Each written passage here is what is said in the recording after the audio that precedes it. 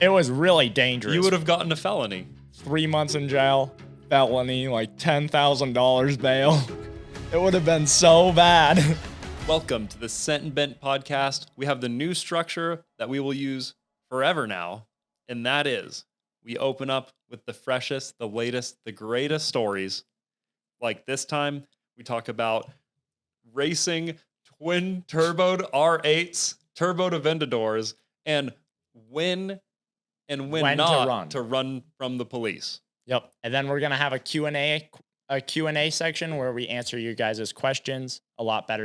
And then we're going to finish it off, the best part of every podcast from now on, wise words from Will. And this one's pretty wise, so. It is really good. You're not going to want to miss it. You've got something different coming down the podcast pipeline. I was truly blown away. And it's like poetry, man. Whenever you talk about Subarus, it just flows. Will has some janky snow tires on his car, or lack of. I don't even have snow tires right now. I literally have like summer slick tires on my car. So I've been giving him rides up here. He meets at my house and then we drive on up here. And I was kind of like curious that you said you have a friend who has a turbocharged Lamborghini and access to track time. And you haven't told me about this man before? Well, I just thought about him because when I was living in Seattle, I used to race him all the time. And it was like a thing that we did. I raced this car to like make content for my moto vlogs. Uh-huh. And I was thinking about it, and he is like super down for media creation. I used to do Instagram stuff for him, like film his car and make it look cool. Mm-hmm. And yeah, I just thought about it, and I was like, dang, I really want to verse the Ruckus against the Lamborghini. I think that'd be so cool. I just don't understand why you haven't told me this before. It's just like, it's something like in a past life that I wasn't even thinking about. And then I was driving to work today, like before, because I drive all the way from another city to come work here. Uh-huh. So I was just thinking about today, and I was like, man, none of the things I build for street get to be on the street. Like every time I take it to the street, everyone's like, whoa, be careful. And I'm like, but it's supposed to go fast, man. That's why I built it. It's supposed to be like absurd. That's true. And I have to take these things and be like very responsible with them. And I'm like, I can't test these things how they're really meant to go. So I've been wanting to do something, and I was thinking, like, I mean, I wouldn't call this guy with a Lamborghini like a best bud, but he's like an acquaintance. So he just wasn't at the top of my mind. But then I was like, I did business with a dude who has a twin turbocharged like Audi R8 and a Lamborghini that's been tuned by some like super prestigious like race car company. And I was like, that would be sick. And the Ruckus, it would always win. Like, I don't think any car could beat that thing. So are you that confident though? Because suspension is such a big part of acceleration. Really? Yeah. Well, have you seen like the documentaries on the race bikes and like all the attention they spend to like all that kind of information? I know, but race bike suspension is like really small, you know? Like this small. Maybe this small. Yeah. Like there can't be that much technology in that thing, but man. There's the math and the leverage and yeah, but I just think that the Ruckus will win because it is so powerful. Like if I told you, hey, I'm just going to strap a CBR 1000 engine to me and just drive around, like I'd be the fastest thing known to man. So that's essentially what you're doing. That thing only weighs like 100 pounds. Yeah. I don't feel like it will win. Up to 50, it'd be okay. You have a little bit of suspension in the tires. I just think anything over 50 is going to feel absolutely sketchier than the devil. Dude, we just put the upgraded tires on there. Yeah. But you have no suspension and you have way more weight than those front forks ever did have. And if you did need to slow down. But the whole point is not to have weight on the front forks. We don't want the front on the ground, really. Like, if you think about it. That's true. The weight's going to be going backwards like this. So I'm going to have all my weight on a hardtail. And that thing was designed to beat things on the street, not to beat the Colonel. It was built to beat Lamborghini Huracans. I So didn't that's know what that that was your intention. Yeah, that's why I built it, man. I was tired of getting smoked on my normal street bikes by like very fast things, you know? I Yeah. don't know what could be a real fast, like Yeah. a 1000, but How did you meet this guy? I met him because I was doing moto vlogs at the time and I had connections to Ducati Seattle because my friend did marketing for them before they got all crooked, and Ducati Seattle is not a thing anymore, or it's under new management. So I'm sure it's very nice now if you're listening and you guys let me drive Panigales and stuff. And I really appreciate it. But that was really that connection through there kind of got me into a connection. How with did you this get guy. that connection? I just reached out to them one day. I'm just an 18-year-old, like with like a janky like 1000cc motorcycle. I pulled up and I was like, I would like to test drive this Panigale with like carbon fiber all over it. And I was like, I'm an influencer. I only had like 20 subscribers. Uh-huh. And they didn't look at my account at all. They were just like, oh, nice. So you're gonna make like a review of it? And they gave it to me for the whole day. And I just drove around like. And you on made this a video? nice- Yeah. I have the video. Is somewhere. it good? Actually, in the video, I said that the Panigale sucks because it was jank as heck, dude. It was not nice. It sounded like it was gonna fall apart. So I was like, I told the people what they needed to hear. I was like, probably shouldn't buy the Panigale. It's not very nice. How much is it? Like insanity, right? It's a lot of money. The one that, well, I don't know Ducatis very well because they're out of my price range. But Ducatis, they kind of go like the Panigale and then the Panigale V4 and then like all these other things and these trims and all this stuff. And this was like the top trim. It had like carbon fiber all over it and it was really nice. It was like the track ready one. So it even had like all the little knickknacks that you need for the track. But I meant like, is the video good? No. Oh, No, not really. It's not because I had 20 subscribers and I just told people the truth instead of being a sellout, which if I had been a sellout, it would have been really good because I would have been like, wow, man, this thing could be so great driving around. But then I got on it and I was like, the seat feels like it's made out of cardboard, man. This is not nice. And I'm just driving this like super expensive bike that's like rattling and like, they just let me take this. An 18-year-old shows up to your dealership, asks you if you can borrow the most expensive bike on the lot. And they Not just were like, a nice. 18-year-old dude. Me. Swindle Willie. Yeah, and they didn't check anything. They didn't even ask me if I had insurance. They just gave me this motorcycle and were like, yeah, just drive it around Seattle. And so I drove around Seattle, like one of the most terrible places to drive bikes because people aren't looking for you, on this bright red, awesome motorcycle that now, with my knowledge now, I would have appreciated it. But before, it was so much power, I just wasn't really using. So I couldn't appreciate the bike because I was like, I was used to janky, like Japanese sports bikes, and that's a V4. And like now, I'd wring its neck and it would be fun.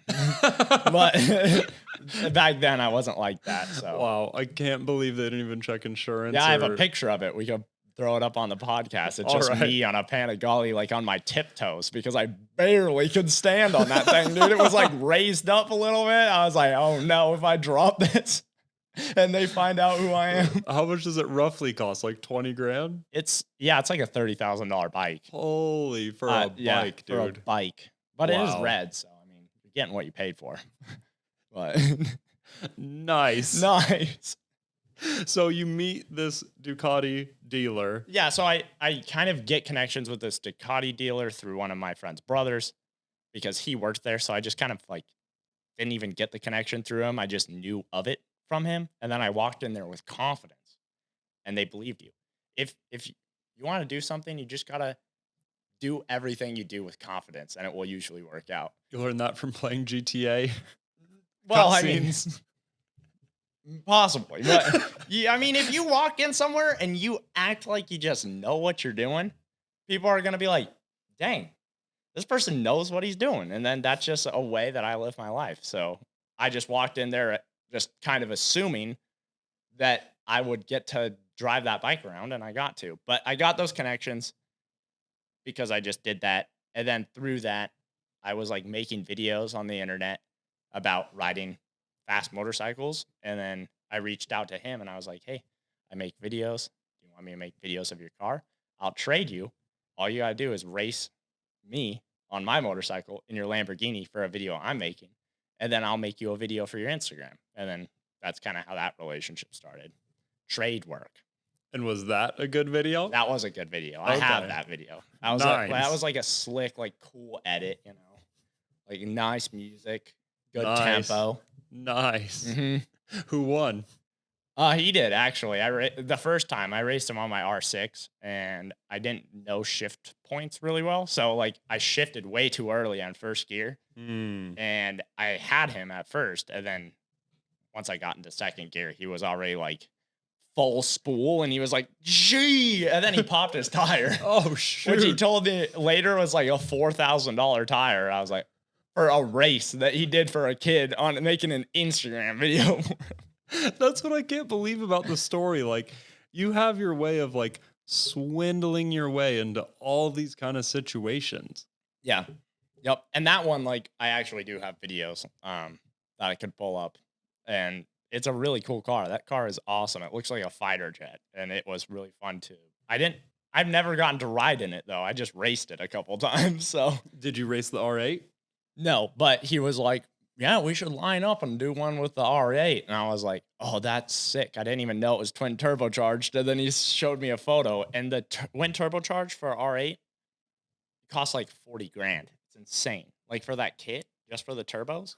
Holy smokes. Yeah, a Subaru turbo costs like $200. The turbo in R8, it's insane. It's super expensive. So it's cool that he has that. I don't know how he makes his money. It's very like interesting about that. But He never said. no, not really. He just kind of like, yeah.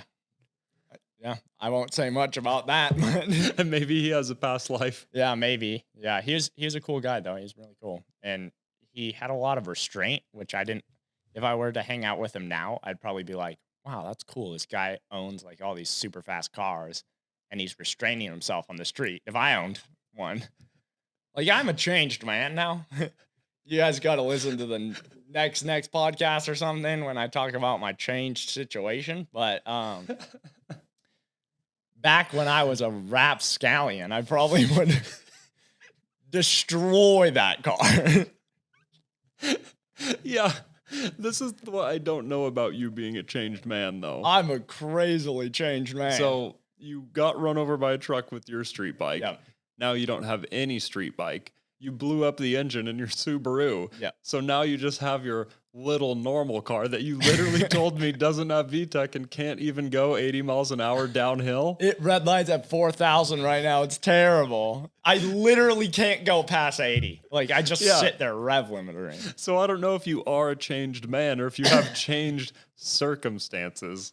Well, you got to think about it in more of a logical sense. Okay. I'm thinking about it. I quit the vape. Yeah. Good job.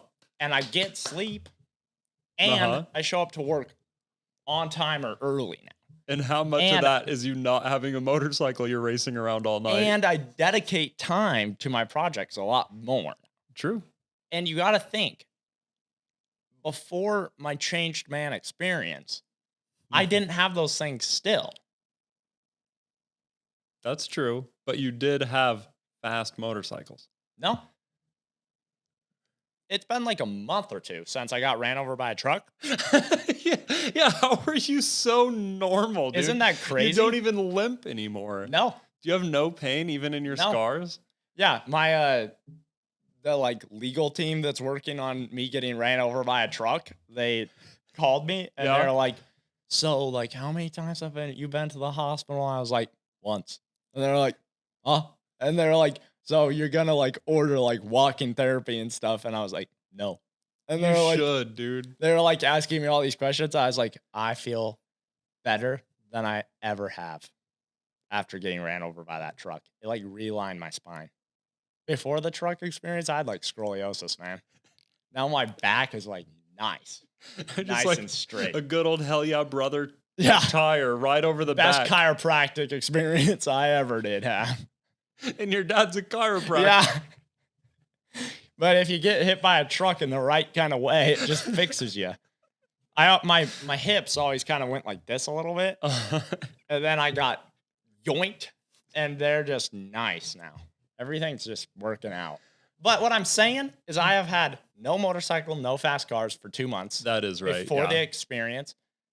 And now I'm a changed man. Like, and it wasn't because of those things, maybe a little bit, but it's like a changed mindset now. Because with a fast motorcycle, I can get to work faster. But it was like a mindset, you know? Yeah. So my mindset's been changed. And that's good because there's some fast vehicles coming down the pipeline. So I'm glad that I'm changed, to accept those into my life in a more responsible way. Is that what you're sticking to? Mm-hmm. So you're not going to have any more running from the police stories when you get your motorcycle in the spring? Nope. No more running from the police stories. Not at all. How could you say? Unless my hand is forced.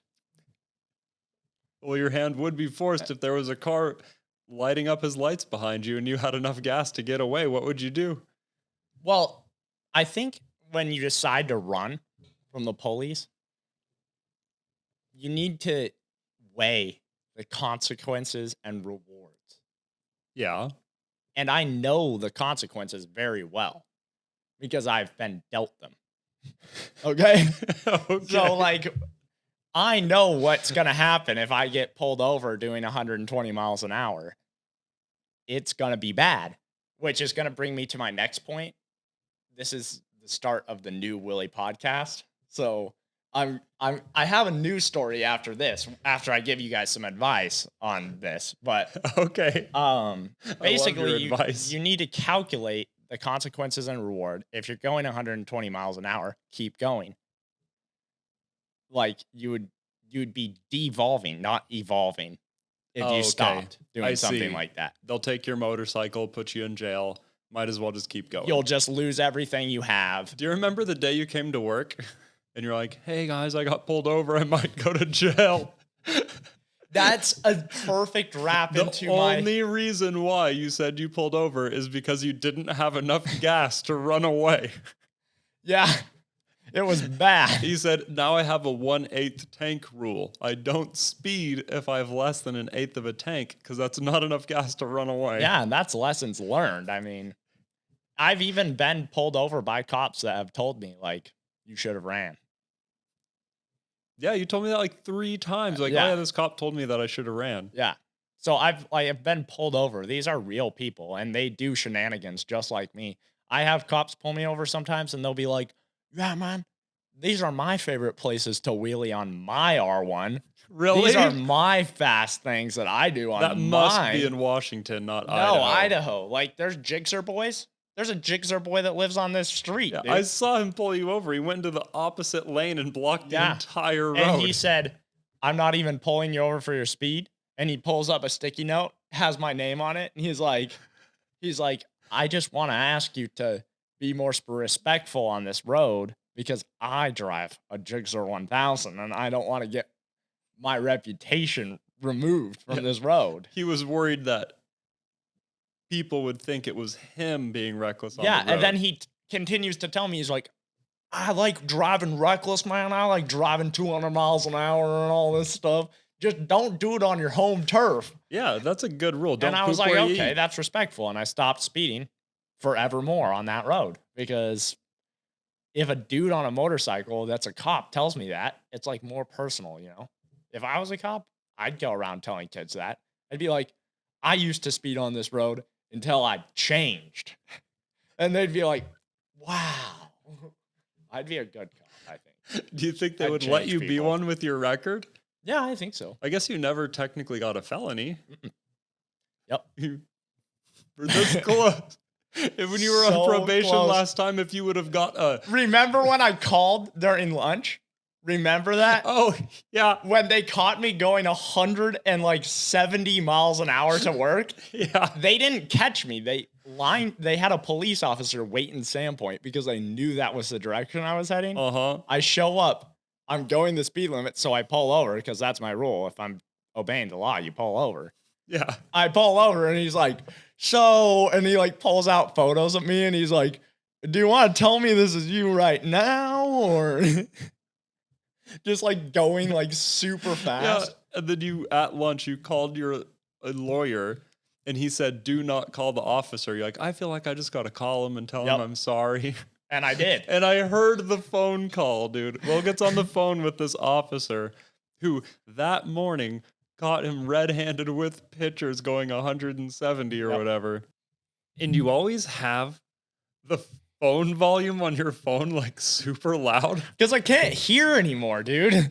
I've been working the grind hard for almost like 3 years. It's not now. working with Grindhard. It's My driving ears. straight piped motorcycles for hours on end. That's what it's from. You can't blame this on work. Oh no, I think it's partially. We always tell you to wear earplugs I and know, muffs. but now I am. So I'm changed and my ears will regrow. But I could hear this officer and he was like, oh yeah, I get it, man. Being super cool. And you were on probation at the time. Mm-hmm. It was really dangerous. You would have gotten a felony. 3 months in jail, felony, like $10,000 bail. It would have been so bad. It would not have been funny. It would have been so bad. So I had to pull some strings. I had to call. It was just like when your lawyer told you not to do it. I was like, I don't know anything about anything. Mm-hmm. Except for lawyers are formally trained to deal with this kind of thing. Yeah, and but they're not. They're not trained by the street. I'm trained by the street. I know what's best. They can be like, "Oh, that's not good," but I know a young man apologizing for something that he did just tugs the heartstrings of people. Even if it's a lie. Well, I mean, it was partially the truth. I think you call that a white lie. It's a truthful situation. I mean, at some point in my life, I did just get a motorcycle. I was wondering what the justification was going to be. That was a good justification, wasn't it? No. Yeah. Straight to jail if I was the cop. No. Straight to jail. No, because these cops are awesome. I love the cops, but these cops are just as rambunctious as me. Usually, these cops used to be just like me. So if you can talk to them and be like, hey, look, I'm not always going to be like this. I'm going to evolve and I'm going to change. And one day, you might even see me driving down your block in a Corolla. They'll be like, wow, nice. If you can make them think that you're not the kid with the loud, turbocharged Honda Civic ring dinging off the red limiter in the Super One parking lot, and actually you're a 40-year-old man with his whole life in front of him, just about changing perspective.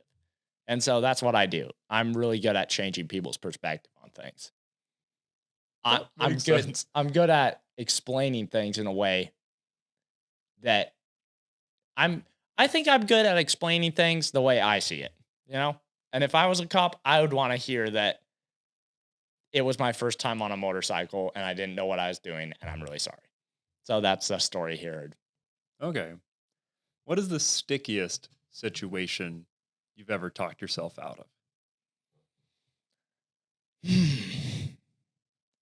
Honestly, that was a really big one because that was the one with most consequences, I think. And since then, he talked some sense into me. He was like, if I ever catch you doing this again, you're going to go to jail for a long time. I was like, makes sense. And I won't do it again. And I didn't really do it again. That was before like your that. accident. You told me you were doing wheelies up and going crazy speeds in North Spokane. Yeah, but that's Spokane. That's different. I don't have any points in Spokane. So I can kind of do what I want over there. Not in Idaho. Idaho's strict with my points. I'm fully pointed out, but I am off probation. I am a changed man.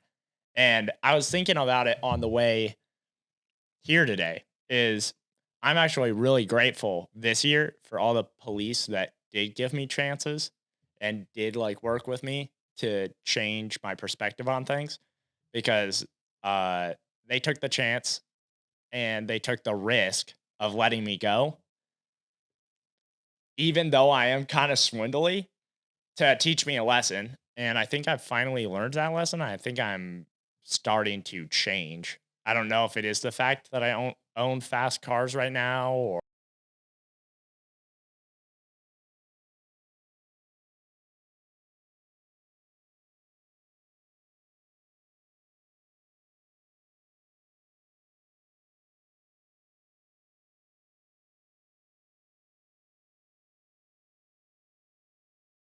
This last ticket would like ruin me. ruin him. Like it'd be hard for him to keep a job. It'd be hard for him to get a job Yeah. with a recent felony and all this stuff.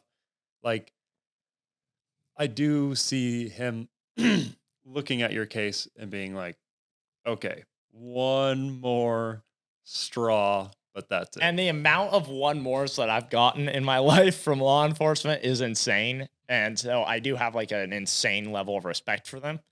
And I know I tell all these stories about running and doing all this stuff, but those are really small sections of my life. And everyone has done this once or twice. But I have not run from the police. Well, not, I guess not on a motorcycle. yeah, it's just a faster way to do something. So I've done mistakes in my life, but I'm out of that section of my life now. And I have been driving for like 3 months with no tickets, not even a run-in with the police officers. And so now you're graduating to street racing twin turboed R8s with Yeah. a ruckus. I've realized that there's a way to do reckless activities in a safe way, in a safe environment. And so I'm deciding to choose to make things that can do the most reckless activities at my job because I realized I have an opportunity to make more reckless things than anyone in the world, basically, at Grindhard. Yeah. It's a very So, exponentially that job compared to any other yeah. job. So I decided this recent trip, I had a lot of realizations that I did. And I just basically decided that I'm going to start making the most reckless things I can make in a quality manner Mhm. and not use them on the street because it's not really fun anymore. Like, I'm kind of over just taking fast things that really smart people made and doing bad things with them. Just kind of over it. It's kind of boring. Well, there's not much more you can do. You kind of maxed out that side quest. Yeah. And it's just kind of boring now. Like, what else are you going to do? Like, wheelies will always be fun and stuff, but like the level of recklessness that I was doing is Way not worse fun. than a wheelie. It's just not fun anymore, you know? Yeah, it's like anything else. Once you do it, you kind of done it. hmm So I've just kind of come to the realization that that's not what I want to do anymore. I want to do it like off road or on a closed track and do it more, you know, do more of it, but just in a safe way. Very nice. Mhm. Very responsible. Maybe we'll see Will make it to his 30s. I Which think- for a while there, I did not, to be honest. Now I have more hope than ever that you will. I was always rooting for you. But part of me, when you like show up with like scratches all over your face and your shoes are on the wrong feet, and I'm like, Will, what happened to you last night? And you're like, I don't know. Because you actually didn't know. Yeah, I know. For a second there, I was like living so much more life than is even possible to live that like it started to damage me a little bit. You but know the whole burning the candle at both ends? yeah, You I were was like burning in the middle. just like a bunch of wicks coming Yeah. out of a round candle with everything lit at the same time, just like Yeah, it was crazy. But yeah, now I have a little Honda Civic. It's painted "Don't pull me over" blue, and it red lights at 4,000 RPM. And it's amazing. Like, I don't get in trouble with the law anymore. I can just drink a coffee on the way to work. Don't smell oil. Don't have to replace a head gasket every week. It's like, oh my Gosh, if you are a struggling Subaru individual and you need to get your head on straight and you need to focus on life for a second, get a Honda Civic. It's nice. A manual Honda Civic, that's nice. Like, that's the kind of car I used to draw as a kid, and they're really premium. Like, I don't know much else to say about them. They're just really normal. They don't really go anywhere very fast, but they go forwards, backwards, turn really well. I like how it's like a support line for Subarus. Yeah. You would have a good Subaru support line. Yeah, and it gives me the opportunity to work on my Subaru without driving my Subaru, because Subarus are not daily drivers at all. Anyone who's driving a Subaru right now is making a mistake because at some point you're going to have the problems that everyone does, and it's going to stress you out, especially if you're kind of young and you have to drive an hour to work every day or more. Subaru is not the choice for you, my friend. It is not. It is not. I had to wake up in the morning every morning, check my oil, lick my oil, like check all my connections, make sure they're good, like get my car ready to go to work. Now I just turn it on, go, and I go. That's what most people do, man. I can't believe that's how people have been living their lives. It's really eye-opening, honestly. You've never had that before. No, I've your never last had. yellow car was one of your most reliable cars ever. It was so reliable. And then I took it apart, man. That was the most reliable thing. I can't believe you did that. And it was already fast and cool. Yeah, it was fast and it made whooshy noises. It was so awesome. And then I took it apart and just cut it into pieces, basically. I think that's a good place to move on to the Q&A section of the podcast. We're doing a formulaic podcast now. Yeah. So we're going to do story time, Q&A, quick Q&A, and then end it with a wise word from Will. We've already ended a lot of podcasts this way, but this is how we're going to end this one. So if you want to ask us questions, we do polls on the YouTube channel and we do polls on Instagram. So if you're on either of those, that's how you get access. And we're going to be doing this every week. So, oh yeah, every Monday. We're going to be answering a lot of questions, which is good because so many people have so many questions I see in the comments all the time, and we respond to as many as we can. But you also can't convey what we really mean, like through text. Yeah. Like if I'm replying to a comment, I can't say what I would say on a video. So it's nice to be able to respond to them on the podcasts. Yes. I just had this pulled up, man. Oh. Here we go. 49. We'll do the bangers. All right. Tim says, growing up in Southeast Idaho, I've always wondered if Northern Idaho feels like a completely different state. I'm from the potato country, so I can relate to the jokes. You guys are even in a different time zone. This isn't a hard-hitting question, but one that comes to my mind when I watch your videos. Love the 208. Absolutely is a different place. When you say you live in Idaho, people think that you're living, he's in Eastern. Yeah, potato country. Eastern Idaho is like a different country altogether. Yeah. It is potato farms, flat, nothing going on down there, like compared to here. Like, yeah, it is just different. This is like being in Denver, Colorado without any people in it. Yeah. And I'm sure there's things to do in Eastern Idaho, but when I go down there, I'm like, what the hell? We have mountains, lakes, a lot more snow. Yeah. I mean, it's, and the general vibe of people up here, especially we're in pretty rural North Idaho, is like everyone kind of has their property and keeps to their own and doesn't bother each other. But like if you're broken down on the side of the road, like everyone will help you. People pull over to try to help you. Like, yeah, it's awesome. Crazy. Like people are really nice here, and people are nice in all parts of Idaho. Like I've experienced like a lot of nice. It's just way more spread out in Eastern Idaho. Like if you were to break down on one of those roads out there in the potato farm, you might be out there for a couple days. Like, yeah, it is pretty spread out, and there is no mountains, but there is still like a lot of cool things to do down there. It's just different. Yeah, it's very, very different. And it doesn't hit until you hit like the upper north panhandle. When you get to the lakes, the mountains, it's like you go from a mountain every once in a while to like a compression. It's like a Lord of the Rings map up here. Like there's so many mountains.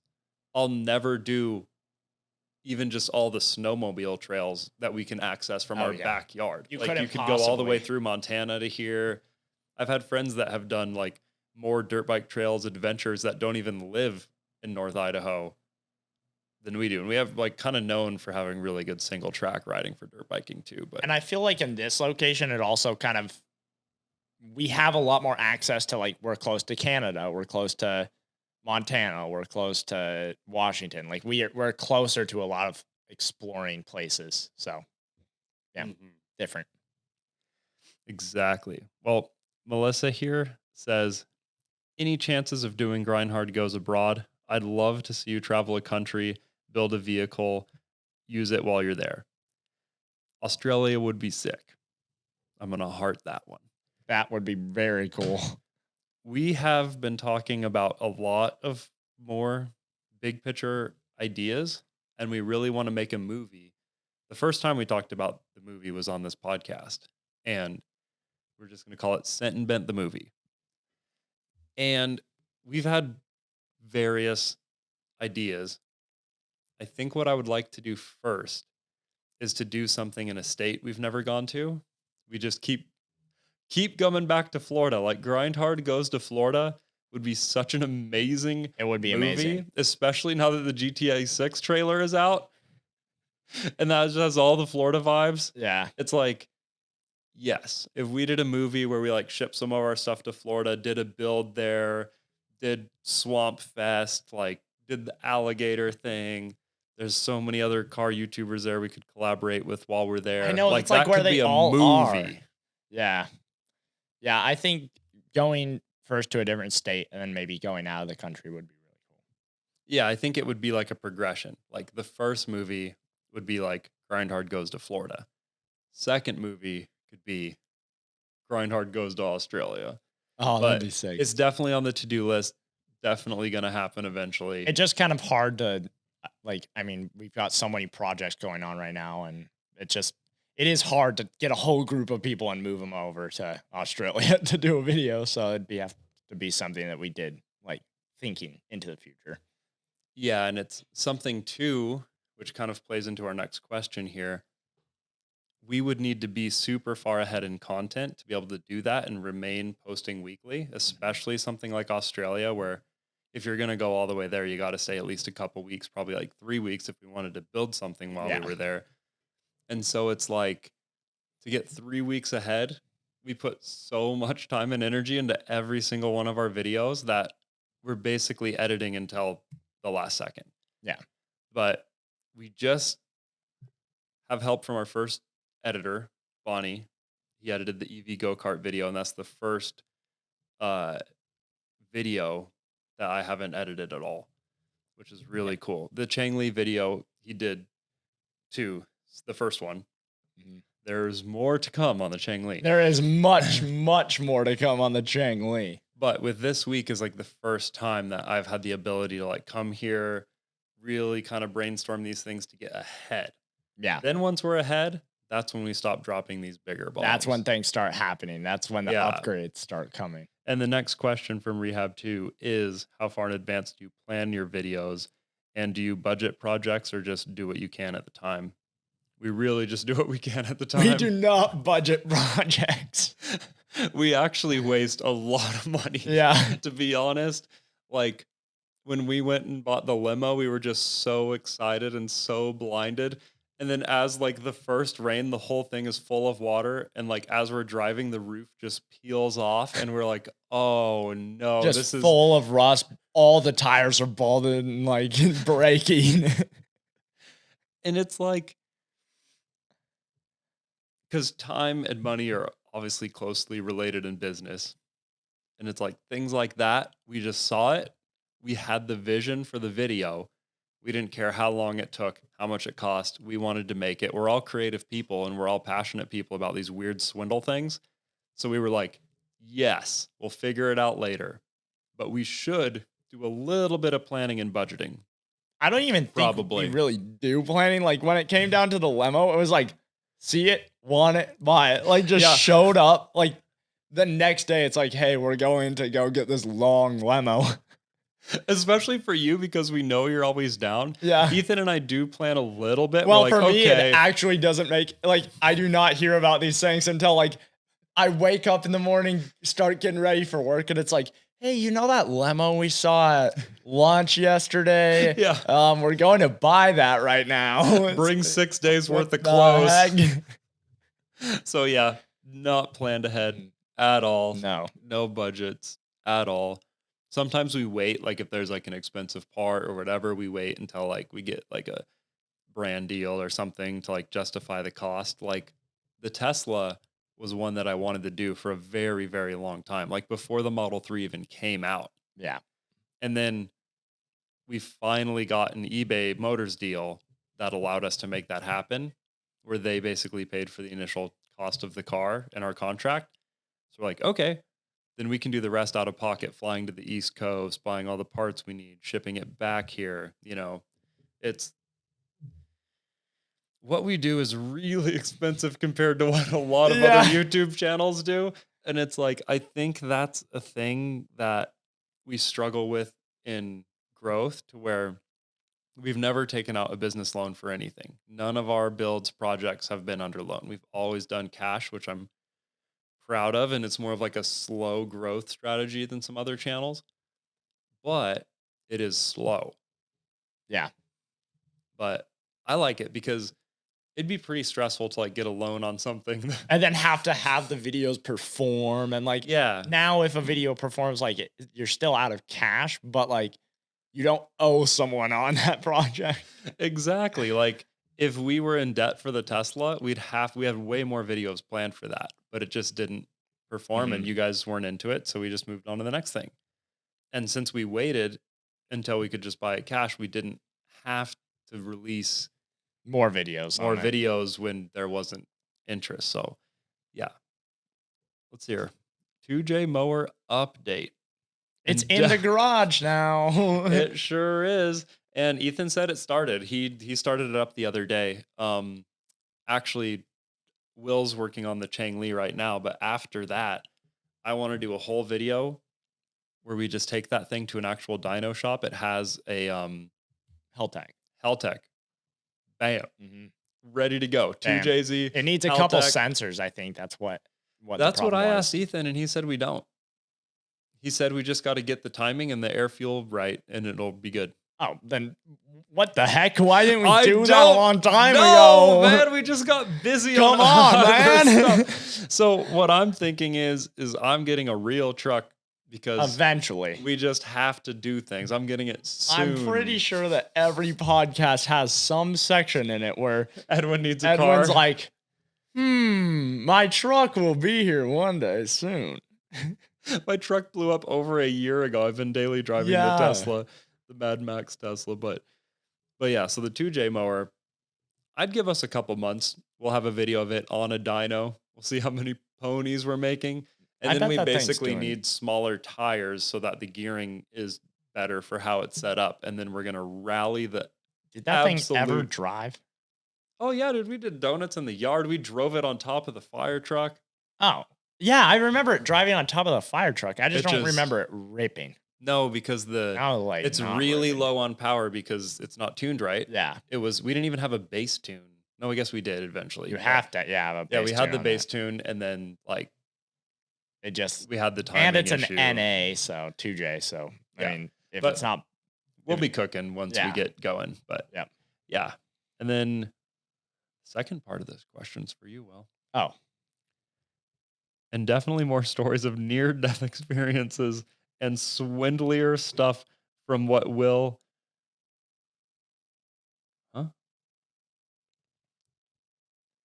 From Will. He is living a time machine.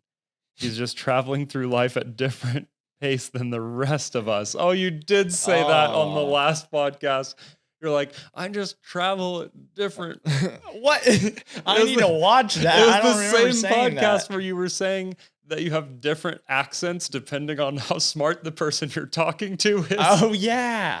I remember saying that. And then you said you experience life differently at different times and spaces than most people. I do. Yeah, I definitely do. And it's cool to hear that someone wants to hear that because there's a lot of people in the comments that want me to grow up and evolve. And I am doing that, but I'm always going to continue to be swindly. Yeah. So you're always going to get swindly stories from me. They probably will just become more upgraded as I age. And maybe my time and space will change depending on that. And Will won't let me ask him about Nicaragua until his girlfriend's on the Yeah. podcast. So I have a feeling that some near death You're gonna hear so many near death experiences from me going to a different country when Katie gets on this podcast. I've been trying to get her, but she was just sick and like she was calming down after Nicaragua. So she'll be on the podcast soon, and you definitely get a lot more stories about almost dying. All for right. sure. All right. So much so that it literally changed me as a human being. So. I just can't believe I'm I'm changed. No, I am changed. You are actually changed. It's Like, insane. all the interventions, even the podcast intervention, like we've had so many interventions for Will. Like How I Met Your Mother level of interventions, like 1 or 2 a season. How many interventions have you had this year? From Interventions just from Ethan you guys? and I. I've at least had 25 interventions, like real ones. Like, not like, oh, well, that's not good to do. Like real, sitting me down and being like, well, we're worried you're not going to make it into work tomorrow because you're going to get destroyed. We like bring them in on the couch, or we like Mhm. talk at lunch, and we're like, all right, Will, a real intervention. Yep. I've had about 25 this year, and going to Nicaragua changed me right away. Like, So yeah, so that podcast is going to be nice. If you There want to you hear go. swindly stories, just tune in for that one. mm-hmm, Mhm. mm-hmm. Let's do one more question, Okay. and then let's go to wise words from Will. This one's for me since you weren't here when we started. But wow, Gordon Ramsay. Huh? The man himself? This profile picture, it's not verified, but I think it looks pretty legit to me. He says, what drove you to start Grind Hard? Did you think it would work out the way that it is? If you ask me, did you think it would work out as far as like turn it into a job? I absolutely did. The way that it is, no one ever could have imagined the swindliness we got up to. But I'd been trying YouTube channels and fiddling around with cameras and editing forever. Like even when I was a little kid doing like little fake music videos, like the screen. I won that on a MySpace That is music good. video competition. We have a Vizio. It was like when 1080 screens first came out, and I won a rap video competition to win that screen. Thing is older than me. I produced the track with my friend Lane. It was he and 2 of our friends freestyle rap on the beat, filmed the Nice. music video. I edited it, and we won that screen that we still use until literally today. We replaced the screen. Yeah. So I'd been like always really curious and into this kind of thing, but it's really when I wanted to build a drift car and I realized that drift cars were expensive. And then I realized that people with YouTube channels got drift car parts for free. I was like, what?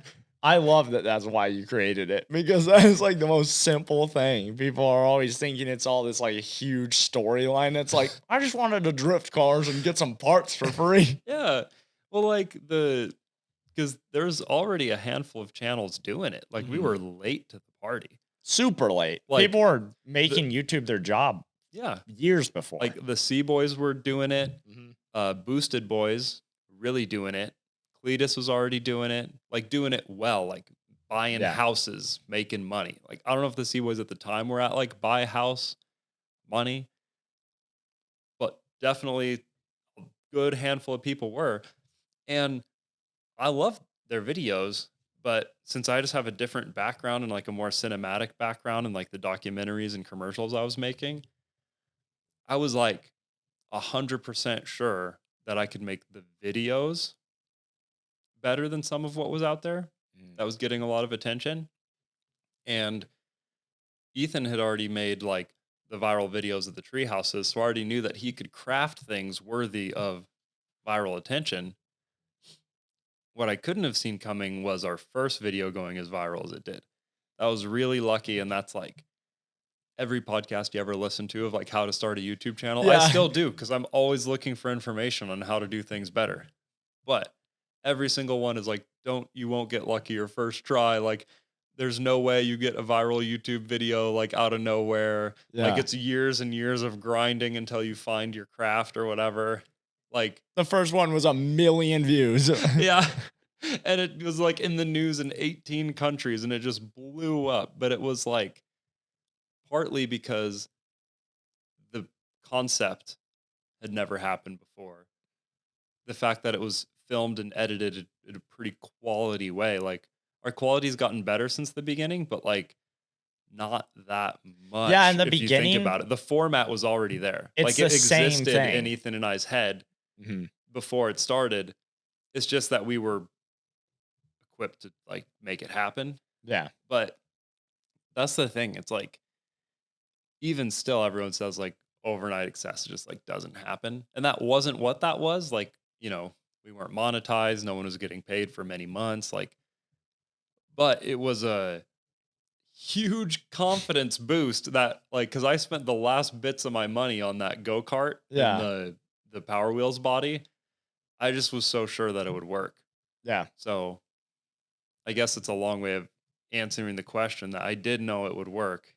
I just thought that we were going to have to like grind for 6 months or a year to like barely scrape by more than we were making doing what we were already doing. Yeah. What I didn't realize is that like we'd have that boost of confidence right in the beginning. Then we kind of got lucky getting like a really good deal on that Tacoma. Like, it was, I didn't have any money and we got it for like $300. That is still ridiculous to me. Yeah. That, like, even for a rolled over one, like, Yeah. that just Just doesn't happen. All those parts are valuable. Like, it Yeah. was just like, it was totaled on my parents' property. It Yeah. was like he would have to pay to get it moved, do something, whatever. And I was just up there and I was like, that's a truck. We could turn it into something cooler than what now it it's is. turned into the crunchy taco. Exactly. Nice. And then after that, like, we Yeah. got that BMW for really cheap, hacked the back off, went to Gambler. It was kind of right when the OG Gambler was at like the peak of its attention, like being on Jay Leno, the first donut videos coming out about it. So we were still an unknown channel. We brought Doing this things. really cool thing to Gambler, which was just about to take the limelight. Like, that was definitely a right place in the right time. That video wasn't even that viral, but it kind of like, You got into the community. it with like that. stapled us to the giants. Yeah. Like, if Jay Leno and Donut were like already the biggest of the car community, and we just put a little sticky note that said Grind Hard Plumbing Company and just whack with a stapler right in their knees. I were like that explanation. We were associated with the giants from that point. Yeah. And then when we were on Jay Leno's garage and we got to be on Donut, then like, now I think the way we're seen is kind of like we're nowhere near as big as Donut, but it's like, if you ask someone who has the big channels about cars, we'd probably show up on the list in the top 20. Yeah, somewhere in there, yeah. It'd be like Cletus, like, Doug DeMiro, like Donut. Chris yeah. Fix, like huge channels, like Yeah. insane how big some of those channels are. But we'd be on the list. Oh, yeah. I've seen videos where we're on the list. Like, it's Oh, on yeah? there. Yeah. People are like, these are my top, like, 10 people I watch grind hard. And I'm like, yeah. Yeah. That's So we have awesome. like quite a bit of sticky notes on the Yeah. Giants now. And like, the way that our content is, it's like not like we're trying to be a giant. No. Like, we're just trying to have as much fun as possible. Quality content. Yeah. Yeah. Like, it's all that matters is having as much fun as possible on the day to day, because that's what makes you happy in general. Yeah. And then making the best pieces of art is what I'm passionate about video wise. And it's what Ethan's definitely passionate about construction wise. Yeah. Like, the monster chopper is like, if it wasn't a chopper, it would just be the coolest structure sculpture. Yeah, sculpture. Someone coolest- would make that without an engine. Yeah, Just and it'd be the coolest steel sculpture you've ever seen. yeah. And then I'd like to think with Steven's filming and my editing Mhm. and kind of creative direction or something. Mhm. I don't know. We don't have official titles at Grind Hard. Creative Swindle Brothers. direction. Will and I are the Swindle Brothers. Yeah. Steven's Brody Slim. Mhm. And Those are our job titles. today we decided that Ethan's Sheldon from Big Bang Theory. Yeah, he is. Because someone said, what was the comment Ethan said when we watched the EV go-kart video today? The EV go-kart video, he made a lot of comments. Oh, he said that it was the guys from Big Bang Theory got together and made a show like, what was the other show?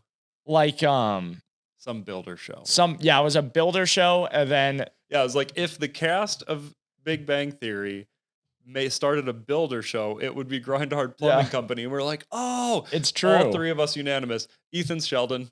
Yep. We all assumed that right off the bat. And next we got to Will, who was... Who did I end up being? I really Leonard. Yeah, I am Leonard. You're Leonard because, like, in a weird way, you are kind of like the normal one. Yeah, I guess Like, so. you have the most normal life. Like, Huh? without your extreme stories, dude. Because, like, on that show, no one's married. They're, like, going, like, you go to, like, the comedy club and, like, you go to events. Yeah. And you, like, date your girlfriend. Yeah, I've got a girlfriend and... Yeah. And Leonard is kind of like the normal one. Yeah. I'd say I'm normal. Yeah. And then I'm Raj. Yeah. Because I'm just a nerd who geeks out about details. Mm-hmm. And then Steven is Howard because he's always looking for Ford babes. Yep. Exactly that. So it really worked out pretty well. It does, yeah. Yeah. Yeah, the cast fits us pretty nicely. And I think that Penny? was a great description. Penny does not exist. Yeah. Just Somewhere else. Just somewhere else. If there was like a neighbor who always like came over and yell at us for being too loud and That she would was a be Karen, Penny, yeah. she could be Penny. Mhm. Thankfully, we don't have that. Thankfully, we don't have Yeah. that. A lot of YouTube channels do have that though, and it is kind of funny. It is. But it also It is adds- something that you have to live with, which is not premium. Yeah, it adds conflict, which Grindhard doesn't really have. There's not really conflict in our videos. I like that though. I do too. The only I'm glad there's not conflict in our videos. the only conflict is like us overcoming our own stupidity. Yeah, and that's only affects us, Edwin. Me and you. Well, I don't know. When Ethan hit the tree in the dream camper, Yeah, He but just when Ethan does that, yoinked his- he's like, man, that was supposed to happen.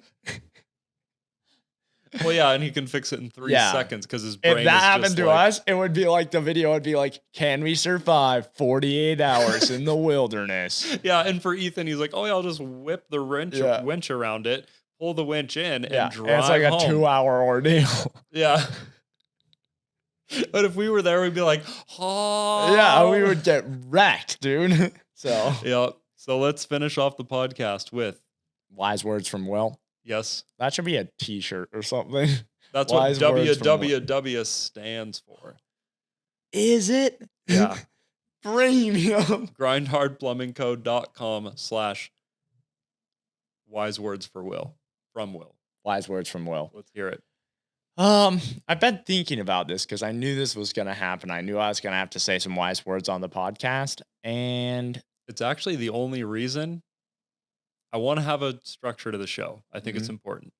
The only reason why I didn't want to do it is because when I throw you on the spot, you come up with the best stuff. okay, yeah. Well, I think this is going to actually be some pretty wise words.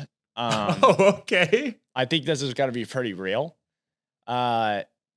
I think that as a young, kind of janky man that I am, I just now realized this, that we're not our lives aren't freight trains. You can change the direction of your life at any moment, anytime. And you can become a different person no matter what age you are. So if you're on a swindly path or you're being too much of a swindler, I think anyone and everyone should take a trip to a third world country. And if you're looking to change yourself, you will find that. And those are the wise words. That life is wise. Life is not a freight train. It's a Subaru WRX. Nice. That was pretty wise. That was pretty good. I'm not gonna lie.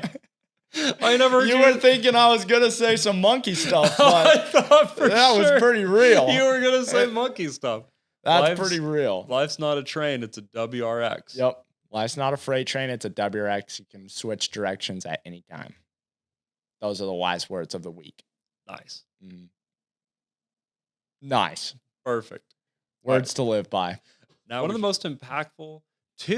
the most impactful things anyone has ever said to me were actually from you. Did you know that? Really? I think I told Ethan. So there was this day that I was really tired. I stayed up all night editing a video on a Thursday, and it was Friday. And I was like, wow, I might need to drive home now. We normally work until at least 5. It was like 2. I was like, I might need to drive home because I'm going to fall asleep. And Will was just like, probably hadn't slept in like 4 days. He had grunge from the tips of his fingers all the way up to his arms. And he was like, just dig deeper, man. Just dig deeper. I remember that day. I was so sleep deprived. You know how you're a changed man since coming back from Nicaragua? Yeah. I've been a changed man since that day. When I'm at the gym and I'm supposed to do more than I want to do, I think, just dig deeper, man. And like you covered in grime and like welding berries and like burnt clothing, pajamas with your phone in your back pocket comes to my mind. That's amazing. And I'm like, dig deeper. Yeah.